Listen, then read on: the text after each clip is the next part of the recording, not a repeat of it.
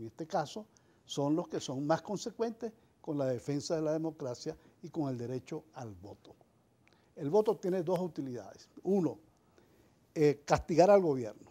Y dos, exigirle a los partidos lo que todo el país le pide, lo que el sentido común le está pidiendo al sentido político. Únanse, vayan juntos, porque el obstáculo, como tú lo has dicho, hoy no son las condiciones electorales.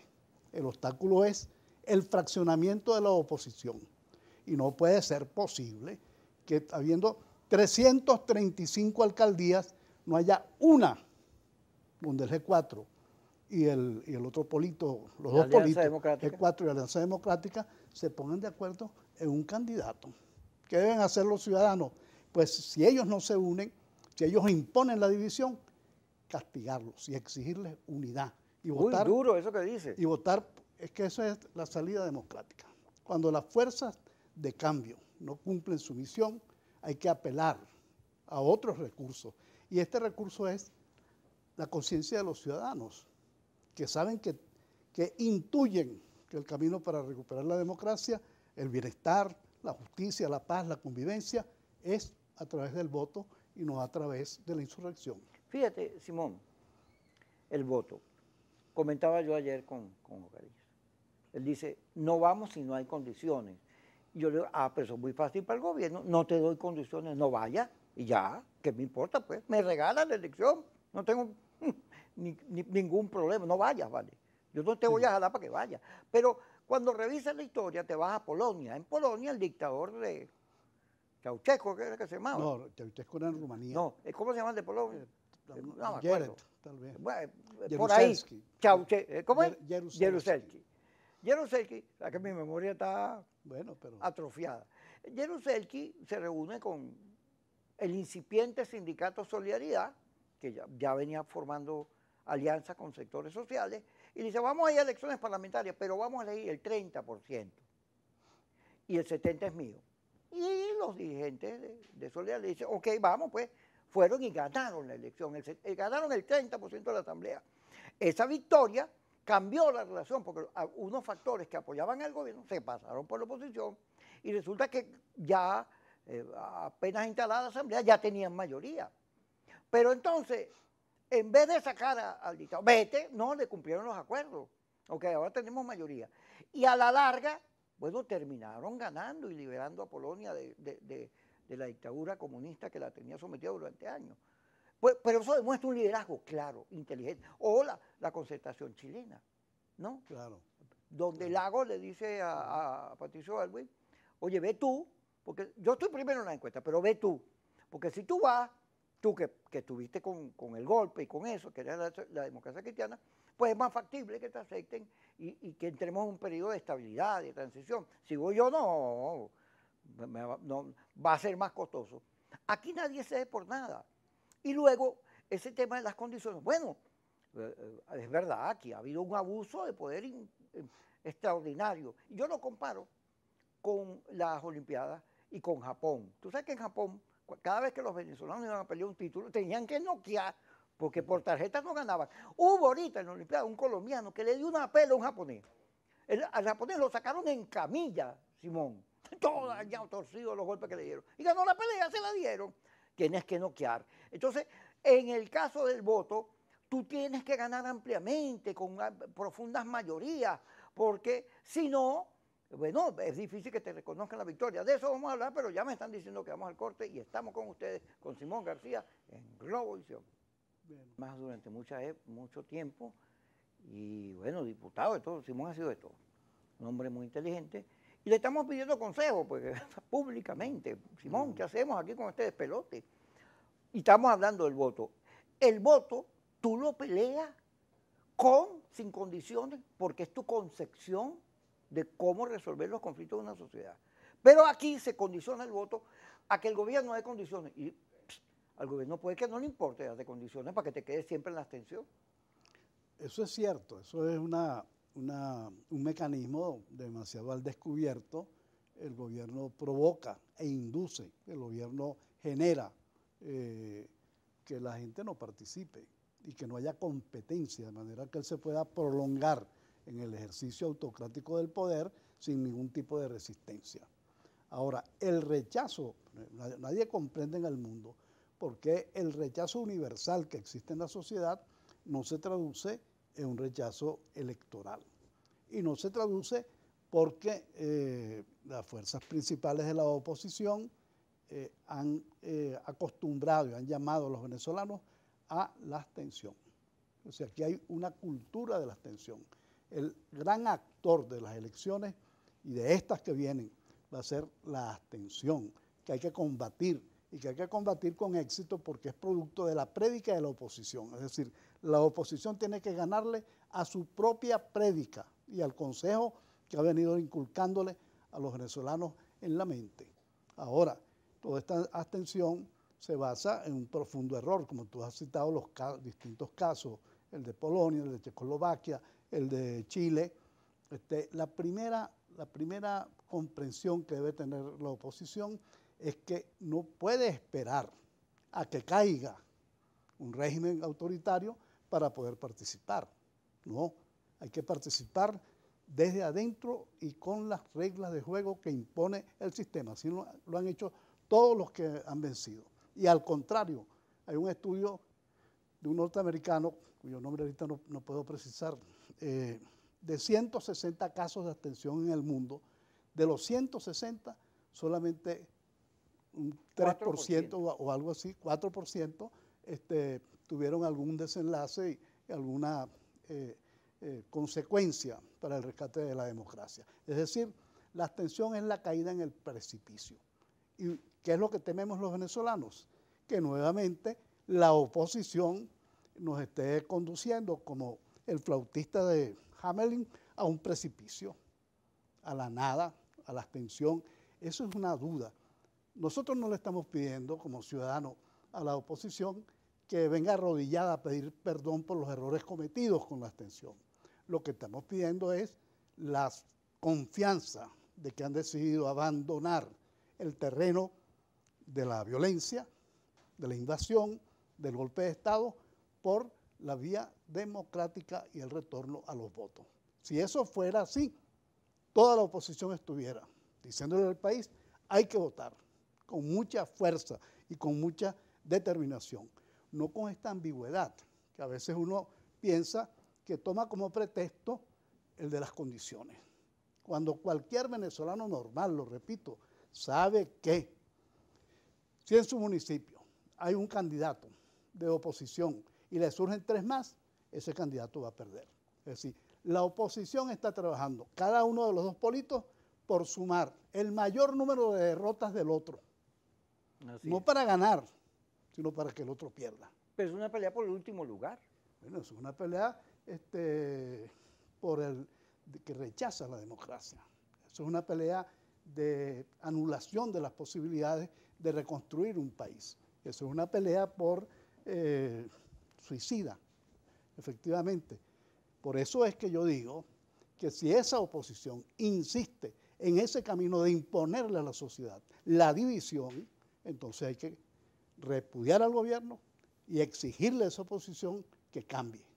Tenemos un mes después que terminen las postulaciones para recomponer el juego y para llegar en 10, compita en 13 gobernaciones, pero llegue a acuerdo en 10, y gánele. No le regale esas posiciones, no le regale esas gobernaciones al PSUV. No trabaje contra la esperanza de los venezolanos. Haga que los venezolanos puedan confiar en que el cambio es posible. Si los partidos no cumplen esa misión, pues están trabajando al revés. No son alacranes, pero son cangrejos. Trabajan para atrás. Ahora fíjate, el gobierno dice que producto de las sanciones, de la guerra económica, pero lo cierto es que entre las sanciones, la guerra económica y sus equivocaciones, tiene al país sin agua, sin gas, sin luz, y en la permanente queja que andamos todos porque nos cuesta vivir, pagar las cosas. Ahora, esa sola prédica no convence. Tú revisas las encuestas y le preguntan a la gente, ¿qué cree que va a pasar aquí? 70% Maduro se va a quedar, 6% hay cambio. ¿Usted sería capaz de salir a pelear por agua, gas, luz? No, porque me meten preso, me pueden matar, Pero además yo tengo que comer. Hay unas lecturas que son obviadas en el debate de la política, no por el gobierno, por la oposición. Porque el gobierno, fíjate todo lo que ha hecho, aguantó a Trump, Trump que era bueno. Trump casi destruye a los Estados Unidos. Imagínate tú que Venezuela. Para ganar la Florida, la oposición, bueno, sacrificó la Asamblea Nacional para que Trump ganara ahí. Esa es la verdad, pero al final de cuentas, Maduro soportó a Trump y soportó el cese de la usurpación. Y ahora va a negociar porque él siente que ganó. Pero no solo es eso, sino que la geopolítica se mueve a favor de él. El gobierno de Biden ha logrado unir a rusos, chinos y turcos. ¿Te acuerdas que Kissinger, eso lo escribió en estos días? Lo digo Carlos Raúl aquí, sí, pero también lo escribió nuestro amigo, ¿cómo se llama? El chileno. Mires. Fernando Mires. Bueno, logró una unidad que favorece a Maduro, porque Maduro ahora está protegido por esa alianza de los Estados Unidos, y aquí lo vemos. Pero no solo eso, sino que el continente latinoamericano la movió. Y entonces ahora Duque, que vivía diciendo que Maduro es un bicho, bueno, Duque tiene una situación compleja, van a perder las elecciones en Colombia, los factores que respaldaron a Duque y los factores que fueron liberales y conservadores, porque hay una nueva realidad. Entonces Maduro ha venido ganando espacio y hace unas elecciones internas, aparecen en las elecciones internas tendencias, gente que habla, dice cosas, visiones distintas, y frente a un cuadro de ese tipo en el cual el gobierno va a México, suelta a Freddy Guevara, hace unos gestos para la Unión Europea y para los americanos y se mueve y demuestra que tiene habilidad política, y en la oposición, eso que tú señalas, no es preferible perder que ponerse de acuerdo. Así es. Yo creo que la oposición es como un viejo cíclope que solamente tiene un ojo y por lo tanto tiene una visión de túnel que no puede ver para los lados, que no puede ampliar esa visión, que está demasiado atrofiada por los hábitos de la polarización. Y en esas condiciones no puede avanzar. La oposición además no solamente tiene un solo ojo, sino que además tiene un cerebro dormido, que no está viendo hacia la sociedad, que no está viendo hacia la gente. Por eso se está produciendo ese fenómeno extraño que también se manifiesta en la electoral, según la cual el 65% de los venezolanos quieren participar, pero solo el 25-22% de los venezolanos quieren hacerlo por la oposición. ¿Qué ocurre con todos los demás que quieren participar decididamente? Bueno, que no han podido salir porque no encuentran estímulo. Uno, de la franja de la indiferencia. Es una indiferencia que es producto de la decepción con los partidos, de la frustración, porque han sido víctimas de numerosos engaños. Y dos, de los que creyeron en el chavismo, de los que creyeron en el Chávez. Y hoy comprueban que todos los valores que levantó la figura de Chávez han sido pisoteados y que todas las promesas de justicia, de anticorrupción, de paz, etcétera, de bienestar, han sido también traicionados. Entonces, esas son las dos fuentes de crecimiento de la oposición y la oposición no tiene un liderazgo para comunicarse con esas dos fuentes. Quédate un momentico ahí. Vamos al corte y regresamos con Simón García, aquí en su programa preferido de Globovisión, Kikosis. No quiere el gobierno, quiere un cambio, producto de la situación económica. ¿Te acuerdas que Clinton decía, la economía? La economía es estúpido. Estúpido, porque hay gente que no ve el tema económico. El tema país debería producir una discusión sobre el petróleo, bueno, porque la pandemia demostró lo frágil que se ha vuelto la industria petrolera. Un momento que estaban regalando el petróleo, pues no había dónde guardarlo. Se están recuperando los precios, pero los avances tecnológicos han producido unos carros que no necesitan gasolina y que, según estudios de la Unión Europea, en el año 2038 ya no vamos a usar gasolina. Para bien o para mal, la gasolina, el petróleo va a ser utilizado siempre para plástico, qué sé yo. Pero ese es el ingreso fundamental del país. Para recomponerlo, tienes que ver cómo recuperas mercado. Y hay que discutir cómo salimos de sanciones y cómo vendemos la mayor cantidad de petróleo para invertirlo en gas, luz, agua, en servicios, en cosas y recuperar la base para que haya desarrollo. Ahora, ese no es el debate. Ahora uno se mete en el tema educativo, las universidades, yo vengo diciendo, mire, las universidades autónomas están en una situación deplorable, han sido saqueadas, pero el liderazgo de las universidades, los rectores y todo eso, tienen demasiado tiempo sin cambiar. Antes duraban 3 años y ahora hay unos que tienen 10, 12. Pero Entonces, es porque se lo prohíbe una... sí, porque hay una El situación gobierno legal. prohíbe... Hay una discusión sobre quién vota en la autoriza. elección y eso está parado.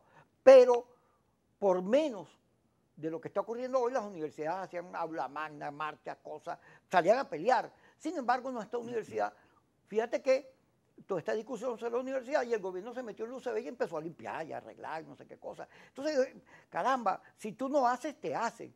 Y luego el tema educativo nos lleva a pensar en primaria, secundaria, bueno, en el sentido de la educación. O sea, ahora viene por streaming unos cambios en los sistemas educativos y hay nuevas profesiones. Aquí dijo Cusano un día, ahora la gente lo que está buscando es gente que maneje aplicaciones y todo eso porque estamos en un mundo globalizado. Y si tú vas metiéndote en todas las áreas, en el área agrícola, en el área industrial, comercial, vas a encontrar que todo eso necesita definiciones nuevas y objetivos, pero no estamos discutiendo eso. Estamos discutiendo es que este es un alacrán. Cuando yo digo alacrán son todos, porque a todos que están acusados de lo mismo, ¿no? Entonces, esa etiqueta que se le pone al otro, oye, tú no te das cuenta que te estás mandando tú mismo, que estás limitando la unidad, que además no estás viendo la realidad, porque muchas de estas situaciones de segmentación han sido producidas por el propio liderazgo, que no entiende, no comprende a los demás. Yo creo que nosotros estamos en presencia de una élite política que por primera vez está por debajo del nivel promedio de formación, de experiencia y de capacidades gerenciales del conjunto de las otras élites. Entonces, es más o menos evidente que, por ejemplo, las élites religiosas tienen un pensamiento más abarcador, más persuasivo, más plural, más inclusivo que el de los políticos. La élite empresarial tiene también un pensamiento que está por encima en la propuesta de país, en la visión de país que es la que formulan los políticos. Entonces, esto es un problema. Por primera vez nosotros tenemos un déficit de mentes brillantes detrás de la concepción del país. El programa de febrero del 36, detrás de ese programa había un conjunto de venezolanos que tenían una comprensión de Venezuela, como diría Picón Salas, una comprensión de hacia dónde llevar el país. En estos momentos no hay detrás de los políticos una élite que pueda producir un programa de reconstrucción que sea viable. Y esto es una verdadera calamidad, porque tenemos entonces unos políticos que en vez de estar pensando en el camino de la reconstrucción, que es un camino polémico, por ejemplo, en el terreno económico, yo no sospecho que no es solamente reconstruir la economía y reproducir la anterior. No, tenemos la gran oportunidad de rehacerla sobre nuevas bases. De manera que la economía, basándose en el mercado, pueda cumplir la satisfacción de necesidades.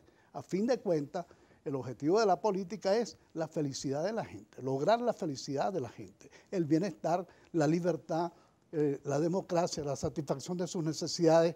Ahora, la economía tiene que estar al servicio de eso, además de producir riqueza. Ahora, ¿para qué necesitamos mercados? Número uno. Número dos, ¿en cuáles mercados nosotros debemos competir o ingresar? No es en todos, es imposible. La necesidad de energía eléctrica que se necesitaría para hacer este tipo de competencias está sumamente precarizada en Venezuela. Entonces hay que un nuevo modelo. Lo mismo ocurre con la democracia. No es regresar a la democracia del 60 y del 58, etcétera. Es una profunda innovación de lo que significa la democracia. De manera que nosotros estamos frente al desafío de que haya una opción. Esa opción de reconstrucción y de